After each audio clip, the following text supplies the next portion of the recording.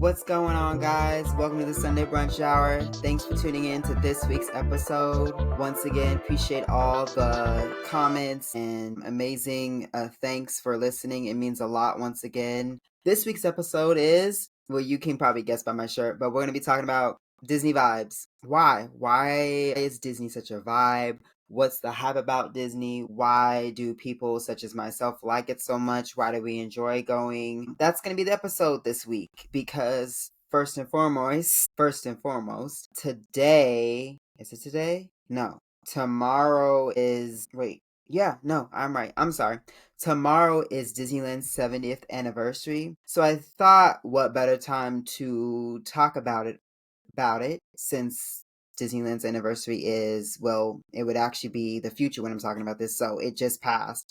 This week, we're going to talk about all things Disney. Of course, I'm going to do another segment about Walt Disney World. I'm also going to do a segment about the history of the different lands as well as the different attractions.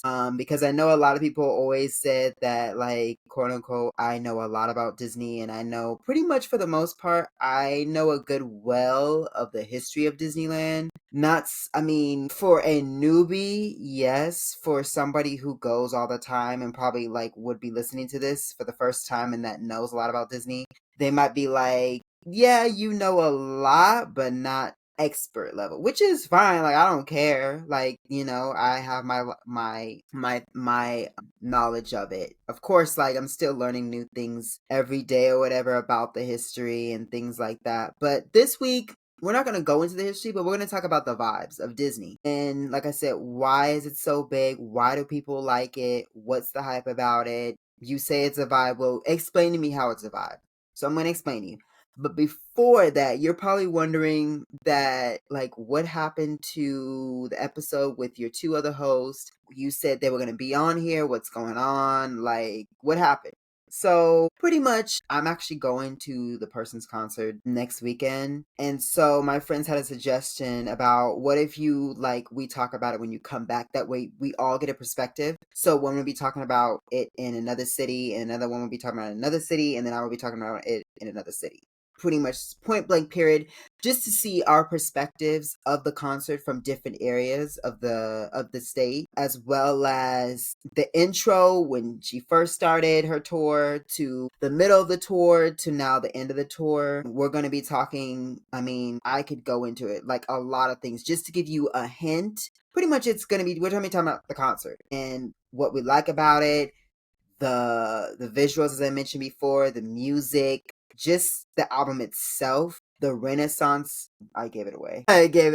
But there you have it. You already know. But sorry. But as I stated, so keep in mind, look for that video coming up, not the next week, but the following week. We will be talking about it. So just keep an eye on that. I know you guys probably were like hoping to hear what we had about thoughts, opinions, and things like that. But keep in mind, we got you. We got you. We talked about it today. We've been talking about it all this past week, how we were going to do this. So my friend made the suggestion, what if we just do it when you come back? So I was like, okay, that's a good idea. She made some good points. So like I said, we didn't forget about it. We're going to be talking about it. So be on the lookout. Overall, I hope you guys had a great week. I hope you had a great weekend. I hope it was very productive. I hope you were consistent with whatever you were doing. Still on that consistency binge. So yeah, I hope you guys enjoyed it. So let's get into this week's topic. Disney vibes. Why are people so entrenched with going to Disney? What's the hype? Not really the hype, but why do people go? What is it that I'm missing out on, so to speak? And not to say ones that go, are missing out on anything, but maybe for somebody that maybe doesn't go all the time or doesn't have a pass, why do people have passes? Why do people go? I'm talking about the ones that go to have a great time with their friends, that post pics, not the ones that go and just go buck wild buying merch and standing in line for merch. That's a different category in itself. I'm talking about the ones that are there for the food, the music, just the vibe, the Disney vibe itself. So I pulled up the Disneyland app, as you can see, because some things I might forget and I can't remember, but I know some stuff has changed since I've been blocked out since June. So they might have some new stuff, but most of the time It's usually the same. So, of course, when you go to Disney, when you have a pass, usually you have an option between going either in the morning, all day, half a day, evening time, you name it. Most of the time when I go with my friends, we usually go sometime like late afternoon, early evening into the evening. We stay usually about like I want to say it just depends on how we feel by the end of the night. Of course, timing wise, if it's a work week, then of course, we leave at a certain time. But if it's like a Friday or I haven't been to Sunday, but we used to go to Sunday all the time, and I'll get to that as well. We used to stay a little bit. We used to stay like 10, 9:30, 10. But let's say for the sake of it, let's say it's a Friday and nobody has work, but people decide to stay later than during the week, if that makes sense. So like 10:30 is the cutoff point. That's one thing. Like I said, second thing is having an annual pass. Third thing is deciding on which park. Now, some people like to start off with California Adventure, or as I call it, I'll give you the points as well. So, Disney adults or people that go to Disney have abbreviated certain rides, certain lands. So, California Adventure or Disney California Adventure, I just shorten it to DCA. Disney's California Adventure. It's just three words. So it's easier to say certain words. So while I'm talking, I'm going to be shortening. So Space Mountain, sometimes we call it Space Mountain, sometimes we call it Space. Tiana's Bioadventure, we just call it Tiana's. Incredibles, Incredicoaster, we call that Incredibles. Guardians of the Galaxy Mission Breakout, that whole thing, we just call it Guardians. So that's just an example of the terms we use when we're at Disney. Because some people will call it like Pirates of the Caribbean, we say Pirates. Or Indiana Jones, we say Indy. Star Tours, I think that's the one we say Star Tours. Or Star Wars. Or I say Star Tours. I don't abbreviate it. I don't even know if there is abbreviation for it, but I'll say Star Tours. So with that, like I said, you pick which park you want to go to. A lot of times we'll go to California Adventure because California Adventure unfortunately closes at a certain time. Most of the times when you're going during the week into the weekend, they close about like if you're going on the weekend, it's like I think it's 9:30, 10. Let me see. Yeah, like so it's the summer hours right now. So right now they close at 10. Usually they close around like 8:39 if it's not summer hours. And then Disneyland, of course, everybody knows Disneyland closes at 12 midnight. So as I stated, so going to California Adventure, usually what I like to do is sometimes I get there before my friends show up. So I'll go get a drink or I'll just walk around and take pictures for my, like I mentioned, my Disney page, make a TikTok showing off my latest fit, shirt, merch, whatever you have. That's what I do first before my friends come, just to get that out the way. And then the rest of the time, I take pictures with my friends. I enjoy my drink, take a picture of a drink, but it's not necessary because I like to do the necessary things I need to do first before meeting up with my friends. So with that, I'll get a drink, and usually where I'll go, it varies. There's a lot of different places you can go get a drink or get food if maybe you're hungry. So I'll give you my recommendations. Of course, you guys might have your own, or if you're not sure, that's why you're listening, right? So, of course, so there is award wieners. I've never had a hot dog there, so I don't know how their hot dogs are. But I usually go there to get a drink. So with that being said, I'll usually get it's called a Seaborn cocktail. So what they have right now is a strawberry watermelon margarita. I give that like I'll say a 7 out of 10. It's okay. I think it's too sour for me, but it's pretty good if you like watermelon and strawberry combined. Then it's your go-to. But if you're not a big watermelon person, I would say don't get it. Like I said, I honestly think it's too sour for me. I like a sweet drink, not a sour drink. That's the difference. So if you want a good drink, Award Wieners is good. Next door, you can go to Smoothies. I know, interesting name, but funny enough, I've never had a smoothie there either. I've had a drink there. And like I said, that's across from Award Wieners. And from there, I'll usually I've never had the sangria cocktail. I definitely want to try that. I heard it's good, but I do want to try that.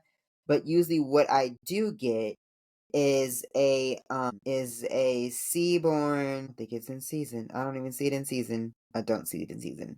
Dang. Okay, so see, that's what I'm talking about. Some stuff they keep, some stuff they don't have. But usually what I did get there was a Seaborn strawberry margarita, lemonade margarita. That is really good. Good flavored. I give that a 9 out of 10. If you like strawberry, if you like lemonade, and if you like a good marg, definitely go there. It's really good. Another place to go get drinks as well is, I haven't had one there in a minute, but the Hollywood Lounge. I've heard many positive things. That's like the number one cocktail spot I feel like of DCA, is because there's so many different drinks you can get there, from like a pineapple seltzer cocktail, from a backlot minchelada if you're into that, a pickle minchelada. I don't know if anybody's into pickle drinks. I'm not, but if that's your thing, they have that there. Another one is a Seaborn cotton candy margarita. That sounds interesting. I don't know if I want to try that, but they also have, now I do got to try this one.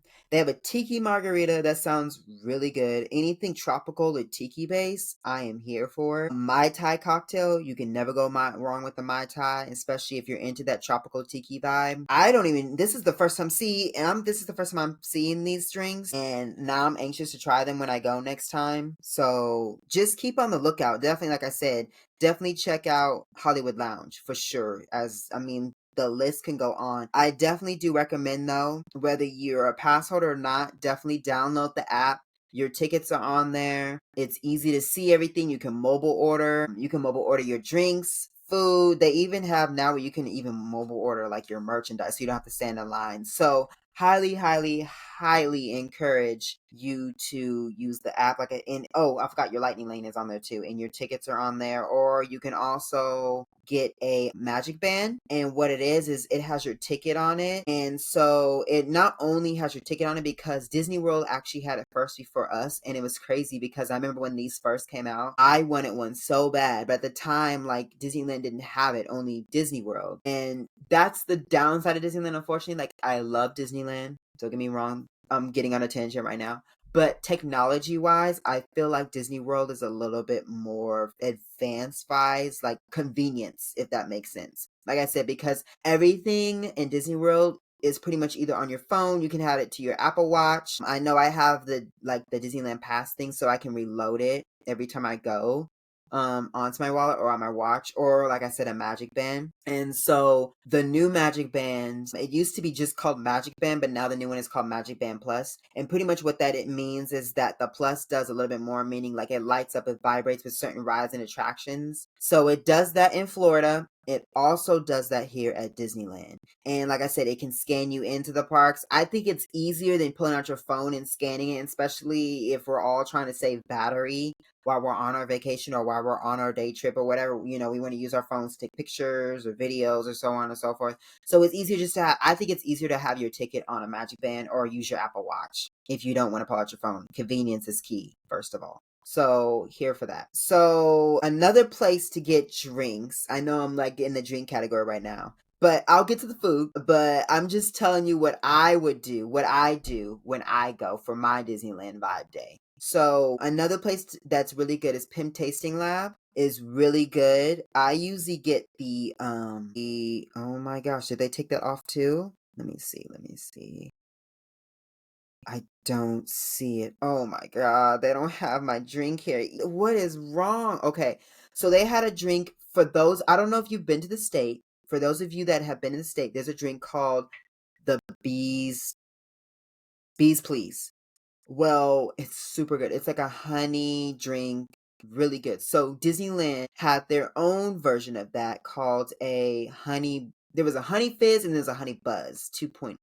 The honey buzz 2.0 was a little bit more stronger than the honey fizz, but either or, both are good. They're both good, really good honey drinks. Unfortunately, I do not see that, but I did have the Litmus lemonade when I was there. It's really good. The Blue Hawaiian I've never had. The Experiment I did have. I didn't like it. It didn't have a good flavor, and I thought it was too sweet as well. Like I said, sweet drinks, sour drinks is just not my thing. I feel like it just takes over the flavor. Like, you can't taste the alcohol. You can't taste the other flavors that are mixed into the drink, that are mixed into into the drink, as I mentioned. So yeah, definitely try Pim Tasting Lab. And then last but not least, another place to get drinks is the Rita's Turbine Blenders, which is in San Francisco at DCA as well. Now, this is strictly just margaritas. So for those who just strictly want a margarita, you don't want like a cocktail vibe, but you just want a regular margarita, this is the place to get it. They are really good,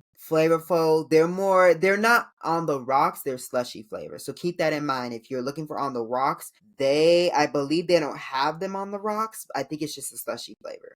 But you name it, from like a lemon lime to a strawberry to a pina colada rum, which is not a margarita, to Rita's Grand Margarita on the rocks. Oh, so they do have one on the rocks. Okay, so strawberry Grand Margarita on the rocks. So I didn't know that till now. Again, just found that out. But so if you want an old fashioned on the rocks, they got it there. If you want a slushy one, they have it there. Or like I said, if you want to go to other places and try out the other ones, highly recommend. So that's it for the drinks, because the other places, I don't really, well, one other place I'll mention, but it's more like, but I'll put that in the restaurant category. So after that, usually getting a drink, I usually like to walk around, taking the vibes, taking the sights, especially if you're going like right now in the summertime, you're going maybe, let's say, golden hour into blue hour. For those of you that are familiar with those 2 hours, either or is prime, good lighting, good picture taking, you name it. So walking around, taking in the vibes, the sights, the lights. I mean, it's a whole vibe, and you just have to be there to just experience it.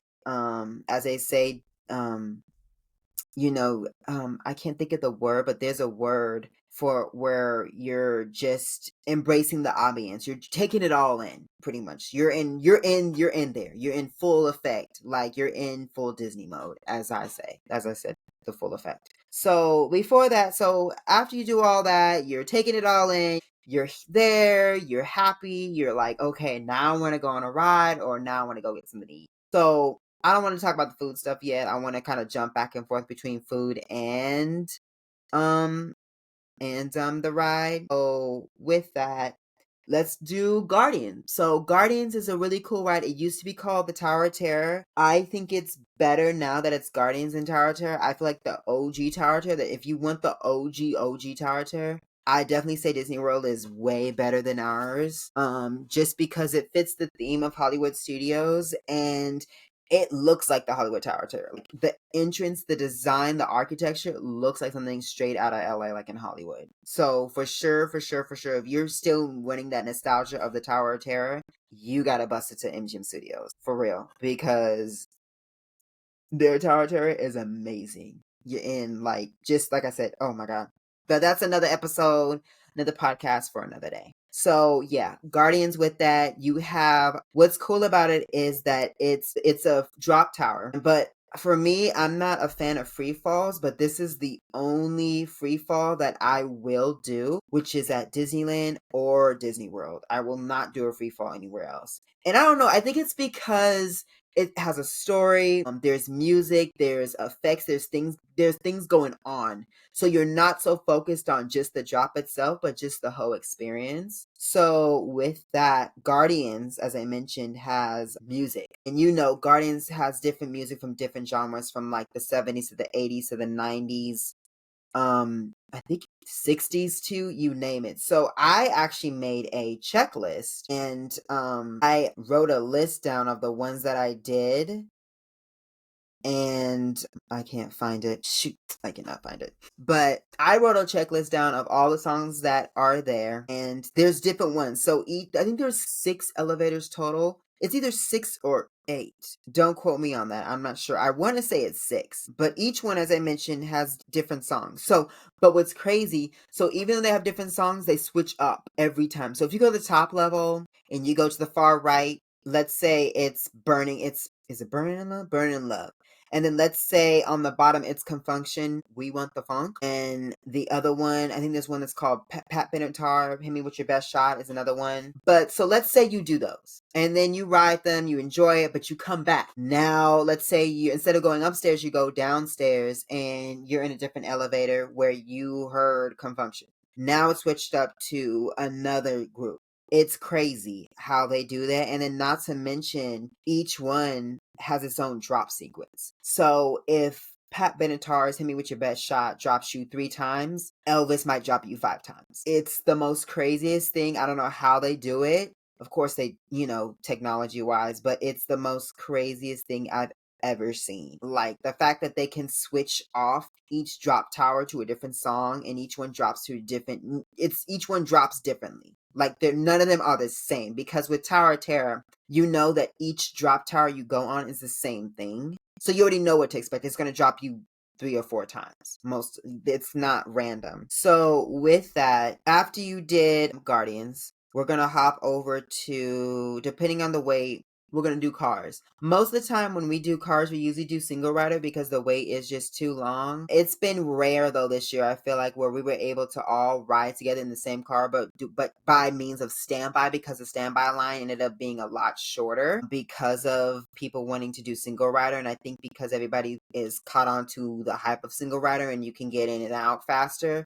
And now everybody wants to just do single rider because they just want to, complete the ride and continue on with their day. Especially if you, like I said, if you have tickets, you want to maximize your day. You don't want to waste it on a ride where unfortunately it breaks down a lot. That takes up a lot of time. You make the good thing about California Adventure, I have to say, even though I wish there was more rides, but of course we'll get to that, but they're on the verge of expanding. But the good thing with California is that you can honestly get it done in a day. I feel like you don't need 2 days to do California, especially if you've seen everything and did everything. It's not a lot like compared to Disneyland, if you know what I mean. So like I said, with that, hopping over to Cars, doing Cars, especially if you go at night, I feel like it's a vibe because of, like I said, all the lighting, the land is all lit up. It's truly a vibe.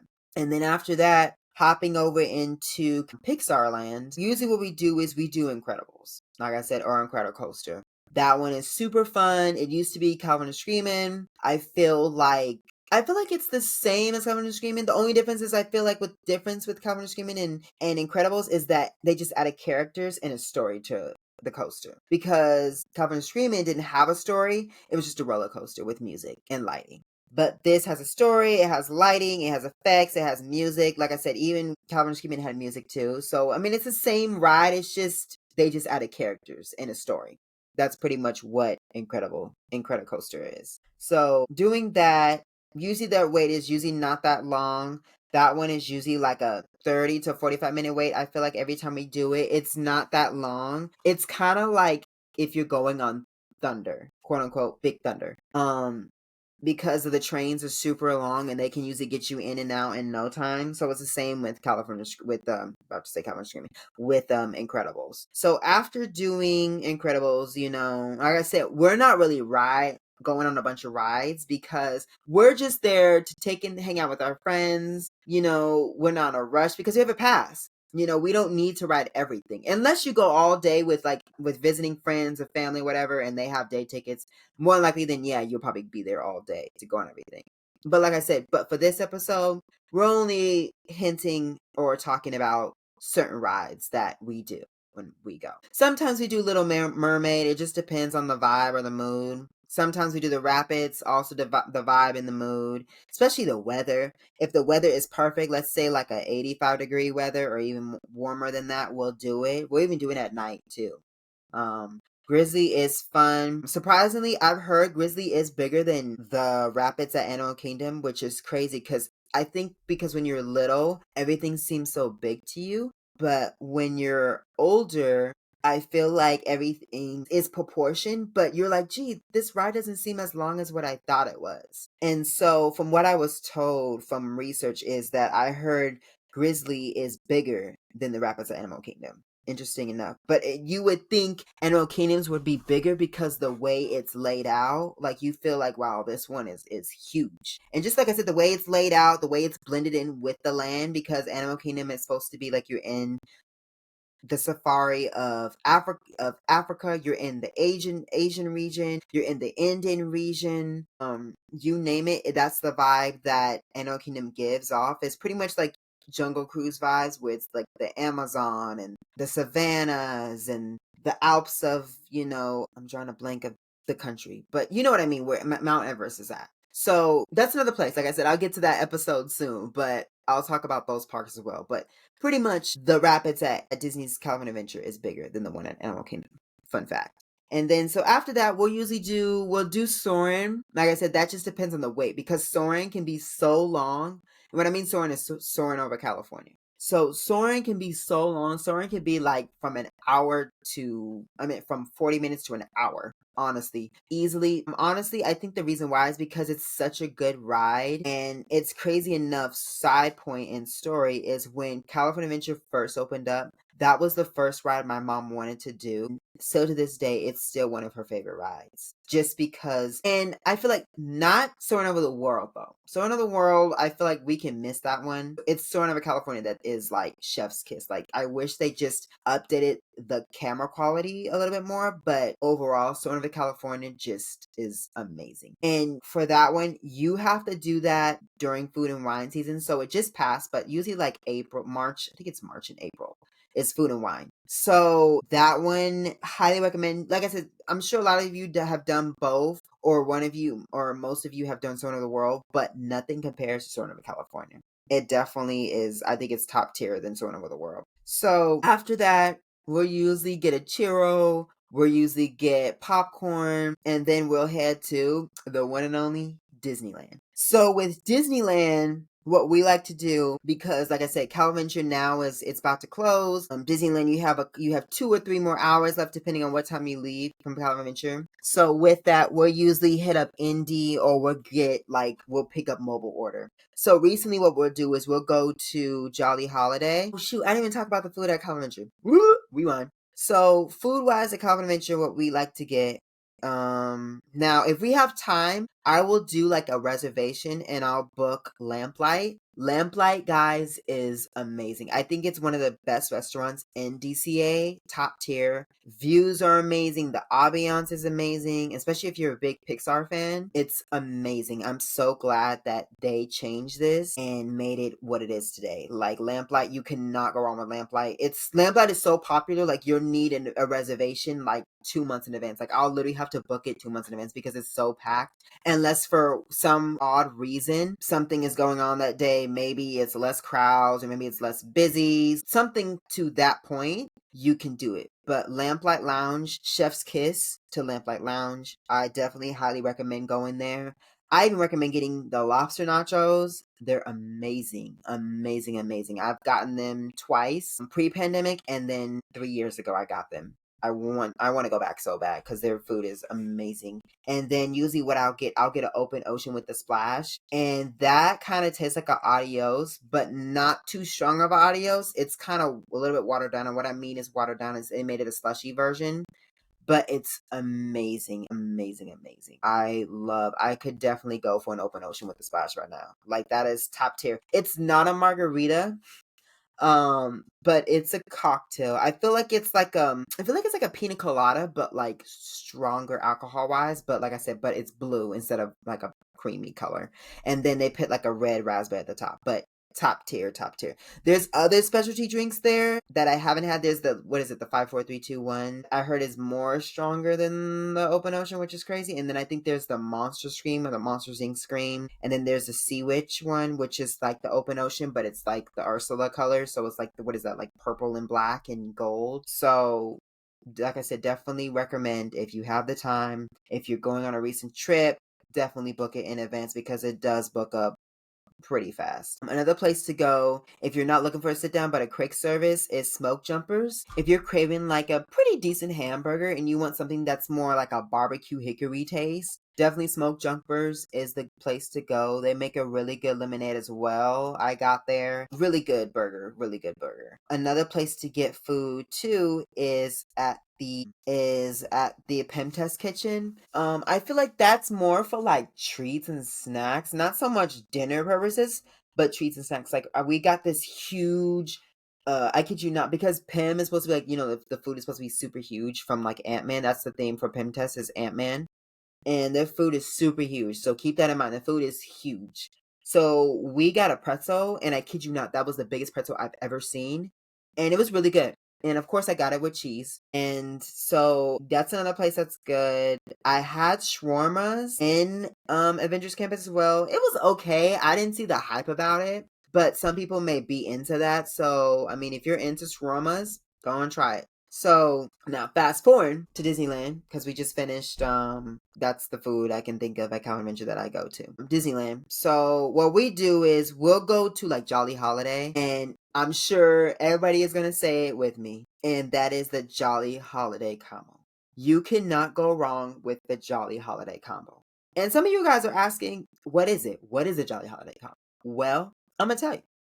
It is a tomato soup with a grilled cheese sandwich that's sliced in half. And they used to give you a macaroon with it, but I think because freaking TikTok, people were talking about how good the macaroon was. Now they sell it separately instead of with the combo, which sucks. And then on top of it, they only sell it based off a quantity of how many guests are there at the park today. So if you're going to get it, sometimes you can get it late. Sometimes that's got to be your first stop if you're going to get that. So what I mean is maybe go there first, get the macaroon, and then go to convention and then get the Jolly Holiday combo. So that way you can taste it. Or, go to Disneyland. If you're going with family and friends, then go there for like lunch or something and try it. But the Jolly Holiday combo is amazing. It is definitely it's my comfort food when I go to Disneyland, because of the fact that it's warm, so you can have it in the summertime. I mean, not the summertime. You can have it in the summertime, but I usually don't get it in the summertime because it's more like for a winter, fall time, springtime type food. I mean, you can have, like I said, you could have it in summertime, but it's just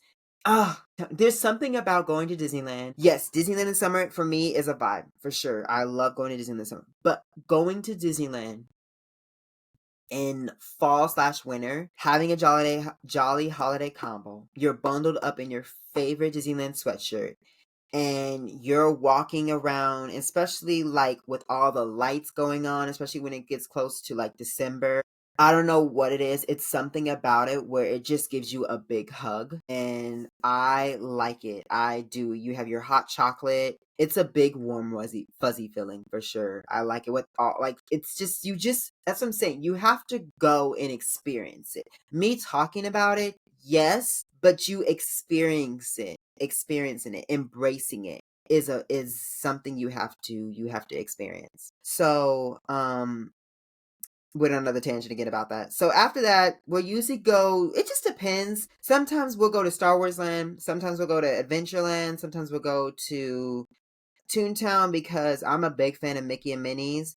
Some of you guys might hate me on this, but I think Mickey and Minnie's is better than Rise. That's just my opinion. I feel like I don't know, it's something about Mickey and Minnie's where it just leaves you're always laughing, you're always smiling, you're singing the song, and granted, like Small World, like people are like, oh my god, I can't stand Small World. Like, I love Small World, but I know some people like who don't because of the song. But Mickey and Minnie's is that ride where people that are not annoyed will end up walking off that ride and singing Nothing Can Stop Me Now. I don't know what it is. Like I said, I don't know what it is about Mickey and Minnie's, but I love Mickey and Minnie's. So either or, like I said, you have Mickey and Minnie's. We'll do Matterhorn. We'll do Big Thunder. We'll do Tiana's if the weather's warm. Pirates, of course. Indeed. Rise, which is Rise of the Resistance. Or Smugglers, which is Star Wars Smuggler's Run, which is also in Star Wars Land. So those are the ones we'll do. I think I mentioned Space Mountain. Space Mountain is kind of a hit and miss. I could literally go on a tangent right now about how disappointed I am in Disneyland Space Mountain right now. And it's not the fact that that the ride is disappointing, it's the queue is disappointing. I feel like the cleanliness of Space Mountain is disappointing. Like, I don't know what's going on with Space Mountain, but it's just like, I don't know. Like, in the last time I went, I just was not really like, don't get me wrong, Space Mountain is a good ride. It's just the experience to get on the ride is just such a pain and a hassle. So most of the time we will either skip it or we won't do it. And I feel like this year, and I feel like even last year too, we didn't go on Space Mountain as much. You know what I mean? Compared to other years we would go. I feel like other years we always went on Space Mountain. But these past 2 years we can skip it. Like I said, I love Space Mountain. I like the vibe of Space Mountain. that's another tangent though. I think the one at Disney World is better than ours. And the reason why I'm saying that is because I think the queue at Disney World is better. I think there's more stuff to look at. I think the mountain itself is better. I think the ride is better. The only thing it needs, which I think a lot of Disneyland fans will say to you, is that Disneyland's our Space Mountain has music. Theirs has music, but you can barely hear it. And it's an old school type song. And I mean, it's fine, but Disney World's gotta stick up there. They gotta step up their Space Mountain music. Like, we gotta get some speakers up in there. We gotta do something to make the experience a lot more better, because their Space Mountain has potential to the point where they could literally blow our Space Mountain out the water. Honestly, if they wanted to, they could. And like I said, it's from the queue to the music to the queue music. Oh my gosh. People will tell you, people who are Disneyland fans and who have been to Disney World will tell you that their background music that they play when they're working at home or something will be Space Mountain's music. It's so calming, it's so soothing. Our Space Mountain, we don't have queue music for our Space Mountain. We have the ride music, and we have like the ride, the people talking in the background, like astronauts or control tower people. But we don't have the queue music like Disney World's does. And what I mean is, check it out on YouTube for sure. Check it out. You'll get it. You'll get it. If those of you who have been to Disney World, you know what I'm talking about. But it's definitely a vibe. So with that being said, Space Mountain just needs some love. I mean, Tomorrowland itself needs some love. And that's a whole other tangent I can get on, but I don't want to right now. Like I said, because this episode is just about the vibes of Disneyland. So yeah, Space Mountain needs work, it needs love, but it's one ride that we do towards the end of the night, because the line is long, and like by that time you're ready to go home and leave after that. So that's usually like the end of the night, or quote unquote Disney's thing is called the kiss goodnight. So that's like our kiss goodnight to Disneyland is Space Mountain. So with that being said, yeah, that's pretty much what we do is those rides. Drink wise, we don't really do drinks at Disneyland because there's not like a lot of alcohol options unless you go to Oga's Cantina. Oga's is good. I usually get the Coruscant Cooler or the Jedi Mind Trick. Those are really good. The queue for that is not too bad. You can use it in the queue like that. If you go like later in the day, it used to be I feel like when Star Wars Land when Galaxy's Edge first opened up, it was hard to get reservations, but now it's super easy to get reservations because it's towards the end of the night when you go, and a lot of the like tourists or kids have gone home or gone to their hotels or whatever. So it's easy to get a reservation for sure. So Oga's is for sure a place if you want to get a good drink too. If you're still on, want to get another drink, Oga's is another spot. Food wise, I feel like Docking Bay 7 is good. I don't know if they still have the fried chicken, carrots, and string beans and mashed potatoes. Super good. Super good. We also used to get, my friend used to get, shout out to Paul, used to get the Mediterranean thing. It was the pita bread with the sauce. I'm drawing a blank. You know what sauce I'm talking about. It's the sauce that they have where you dip your pita chips and your hummus. There we go. Your hummus into the pita chips. They had that there. I don't know if they still do. But it was really good. So that's one place to go get food. Another place to go get food if you're in it used to be called Critter Country, but now it's called Bayou Country. Another place is called Hungry Bear Barbecue Jamboree. Recently remodeled. It used to be called just Hungry Bear, but I feel like it's a lot better now with the rebrand, and the food options are a lot better. I usually get a barbecue burger. Super good because it comes with coleslaw, and they had a really, really good strawberry lemonade. Like, if you love an old-fashioned strawberry lemonade, like, and then picture it. Like, this is where the vibe comes in. You get your food, and you're sitting on the water. Like, and what I mean is you're sitting on the water is, like, you get your food, and then you go around the corner, and there's, like, a balcony that overlooks the rivers of America.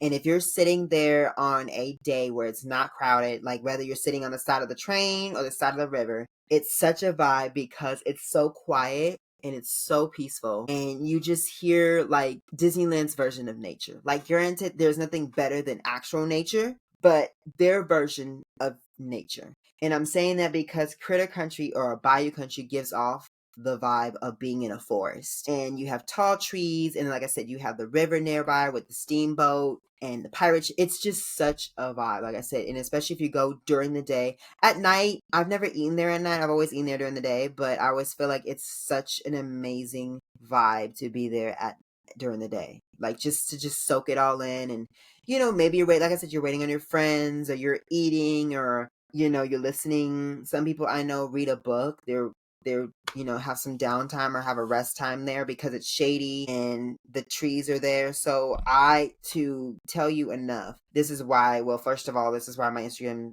page is called Critter Country, because I just love Critter Country. Well, it's not called Critter Country, but it's called Country Critters. But you get what I'm saying. I like the vibe of Bayou Country. It's just very green, a lot of trees, a lot of greenery. It's just so cool. So cool. So that's another place to go get food. Another spot. Tiana's is good, but I feel like it's 50-50. If you're into seafood, I say go. If you're not, then don't go. That's point blank period.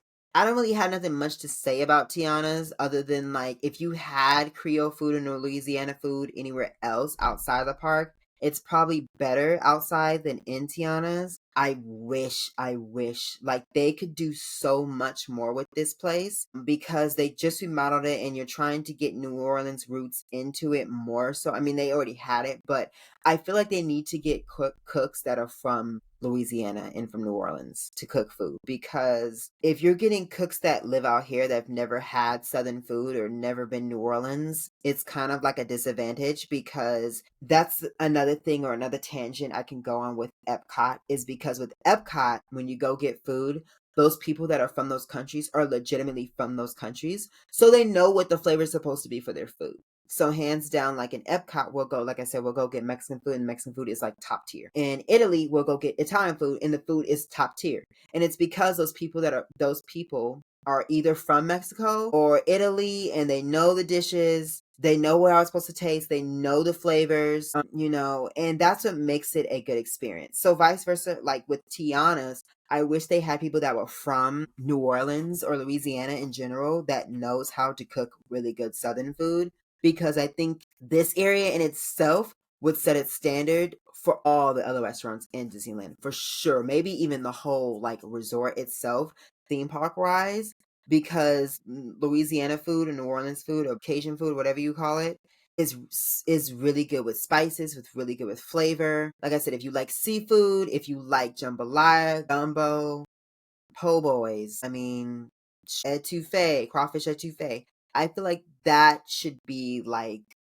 bomb. It should not be questioning. You shouldn't be questioning, this kind of tastes funny, or is this how it's supposed to taste? Like if you've been, like, granted, like my mom knows how to make really good gumbo. My mom knows how to make crawfish etouffee. My mom knows how to make jambalaya. So I know how it's supposed to taste. And I'm not saying that she's lived, like she is from Louisiana, but she knows how it's supposed to taste with the right seasonings, the right salt, the right seasonings, the right roux, because she makes her own roux for gumbo. It's super good, top tier. And then because for her, she makes it traditional, she makes a seafood gumbo. There's a chicken gumbo, there's a sausage gumbo, but she makes a seafood gumbo, and that's different than a chicken gumbo or a sausage gumbo. But it's top tier, and I feel like with that, you can like definitely you'll know that it's good and it's fresh and it's organic and it's top tier. So the next place to go get food that we usually go to, and I usually go here with my mom when we go, is Bengal Barbecue.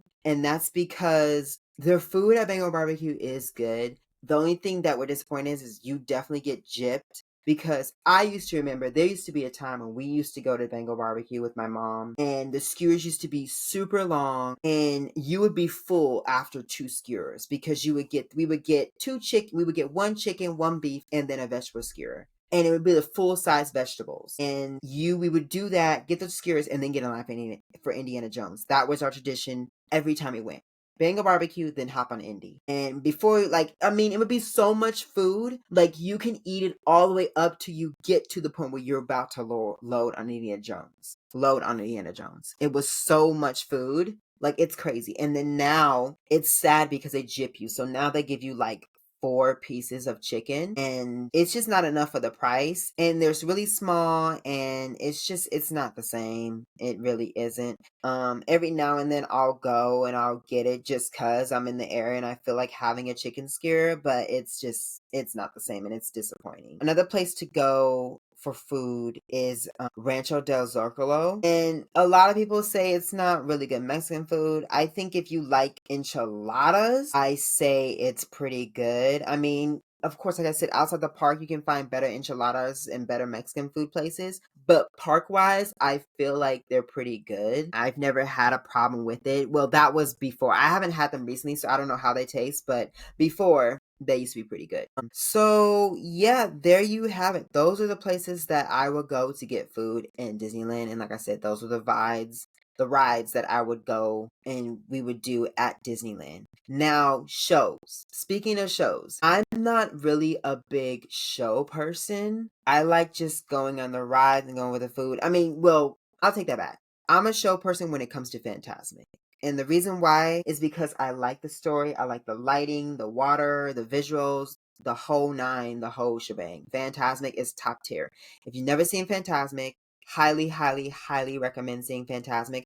Unfortunately, the main part or the highlight of the show is not there anymore due to a pyrotechnic issue that happened last year, which sucks. And I haven't heard any word about if they're going to bring back this highlight back to the show, which they need to. It just seems kind of weird that it's not there. And then if you go to Disney World, they still have it. Like they still have the highlight of the show and we don't have it. So I feel like we're kind of getting gypped, especially since because we were the first show to have Fantasmic. But still, at the end of the day, highly, highly recommend seeing Fantasmic, especially if you've never been to Disneyland or if you've just never seen Fantasmic in general.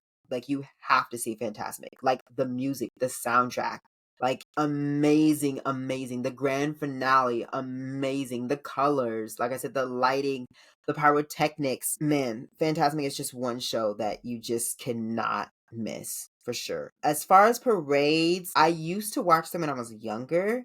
But as I've gotten older, they're hit and miss with me. I only catch them if I'm on a ride or if I'm trying to get to another land and I have to wait and sit and watch, a little bit of it. That's the only time I catch it. There was a time where I was actually going to sit. I actually found a spot literally and I want to try to do this again. It was later in the evening and it was by it was in Main Street and it was by the Emporium.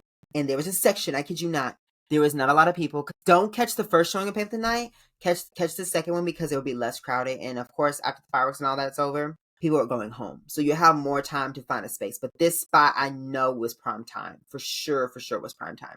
But definitely catch Paint the Night if you've never seen that either. I was a fan of the Electrical Parade. Like I loved Electrical Parade. And I think of course I like the older version more than the newer version, but still I am an Electric Parade stan. Like I think that is one of the best parades ever. The soundtrack, the lighting, you name it. It's amazing. Paint the Night is my second one up there. It's just a modern twist to Electrical Parade, but still good. Still good. I know Disney World is coming out with their own version called, is it Dreamlight Magic or something? It's something like that, but it's this kind of similar to Electrical Parade too, because apparently they used to have Electrical Parade at Magic Kingdom. I don't remember that. I know when we went, when my mom took us the first time, they had some Spectral Magic, which is another version of Electrical Parade. Different take on it, but still Electrical Parade. But they're coming out with another version that's like the Electrical Parade, or another version of like Paint the Night. So definitely, like I said, those two, if you've never seen them, definitely catch them. Of course, there's the fireworks. I mean, I feel like everybody who goes to Disneyland who's never been that goes usually catches the fireworks. It's just something that people see.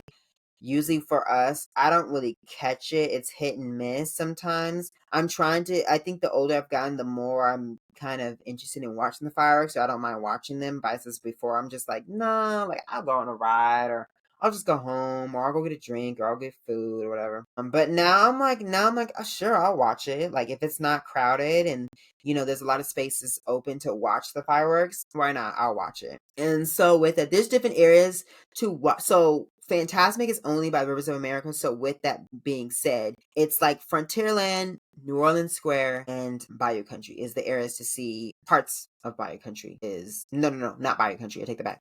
You can't really see it by Bayou Country, but Frontierland and New Orleans Square is the area to see Fantasmic.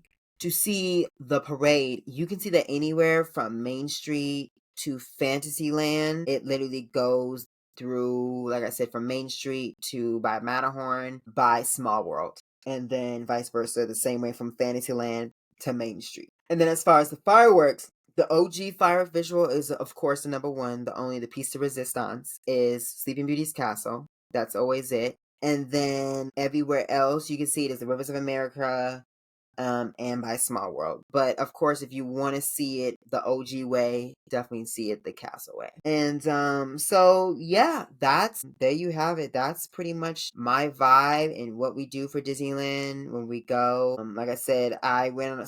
Apologize for the tangents that I went on, but I mean, keep in mind, I am going to be setting some episodes on, I'm thinking of doing each land for each episode of the podcast, or I might just do 2 lands. We'll see how it goes, as well as just Disneyland itself and the one and only Walt Disney, who brought Disneyland to life, and how it's impacted our culture, and why people who live in California, that's the thing we do. Like, I feel like everybody who lives in California has either been to Disneyland or knows about Disneyland or wants to go to Disneyland. Vice versa, if you live in Florida, like Orlando, it's the same thing. You know about Disney World. It's the same exact thing. So I just wanted to come on here and just talk about what's the hype, what's the vibes of Disney. Like, why are people so interested in going to Disneyland? And of course, none other, you can't go to Disneyland without wearing like a favorite Disney shirt. So keep in mind, this shirt is not from Disneyland. It is from a third party person. There's a lot of Disney sellers that make their own Disney t-shirts. And so with this is through a company called Fantasy Springs. And what she does is she makes a lot of retro from 80s to 60s, not 60s, 80s to 70s to these Disneyland t-shirts. And I love collecting Disneyland ride t-shirts. I think those are the best. Just same as my posters in the back. The old school vintage Disneyland ride posters are so cool. So with that, I like collecting the Disneyland vintage rides, the ride attractions. So like I said, this one is Star Tours. I have a couple more that I have bought from her store. I'll send a link down below if you guys are interested. They are cheaper than Disneyland's, but keep in mind, Disneyland is coming out finally with better merch. But I know for a while, there was a time when Disneyland's merch was just not, and it was just kind of like, low-key kind of cringe, because it was just like, I don't even wear this stuff. And that's what I mean by like the culture of Disney style, of Disney fashion has changed over time, because they're trying to incorporate modern fashion or everyday wear that we wear outside of the park into the park, but with a twist of Disney. So with this being said, like I said, these shirts are popular because people are into the retro aspect of Disneyland more so than the newer stuff of Disneyland, if that makes sense. So I love, like I said, collecting these. There's ones, I'm sure you've probably seen them. I have another one that I usually wear too. Pirates of the Caribbean one, but it has like the Fab 5, Fab 4 on them. And I like those ones because it has Disney characters on the ride itself, experiencing the ride. So those are pretty cool too. So my mom has one that's like the Matterhorn. I have one that's the Pirates of the Caribbean, and I have a new one coming in soon, which is a Space Mountain one, and it has them on Space Mountain. And it's like the Star Tunnel, of them riding the Star Tunnel. So there's different ones. There's even ones for Disney World as well that are pretty cool. But like I said, that's a whole nother episode. That might be a 2-parter. For sure, because it's just so much. And like I said, if you've been to Disneyland and you have a pass, I highly recommend going to Disney World. And I know people say like, I can use that money to go like travel outside the country. Yes, you can. But I'm just saying, if you are a Disney fan and you like the vibes and you enjoy going, Disney World is your next best option. And a lot of times, a lot of people tend to say, including me, I feel like I like Disney World. Like, and the older I've gotten, I like it more so. Granted, don't get me wrong, like I like Disneyland, but as far as the aesthetic of Disney World. I like it more. I like the fact that I don't know, Disney World seems more adultish to me than Disneyland. Disneyland is more family vibes, but like Disney World, I feel like it's more adultish to me. And that's not to say Magic Kingdom, they always say Magic Kingdom is definitely the family park, but if you go to like Epcot or Animal Kingdom or Hollywood Studios, the other parks, you could definitely see that it's more of an adult vibe. And not to say, yes, there's kids there. It's still a family park, but just the vibe and how it caters to that Disney adult. California Adventure, I would say, caters to that Disney adult. Disneyland, it's somewhat catering to a Disney adult, yes, but it's also catering to families. But like I said, with Disney World, I feel like Disney World is like that Disney adult theme park. For sure, for sure. And like I said, I highly recommend it. Even like the hotels are cheaper than our Disneyland hotels. Like I said, I'm gonna literally lay it all out for y'all. I haven't stayed at one of them yet. I want to. Like I said, I was supposed to go last year, this year to go and stay at one of the properties and everything. Unfortunately, due to circumstances, I couldn't go.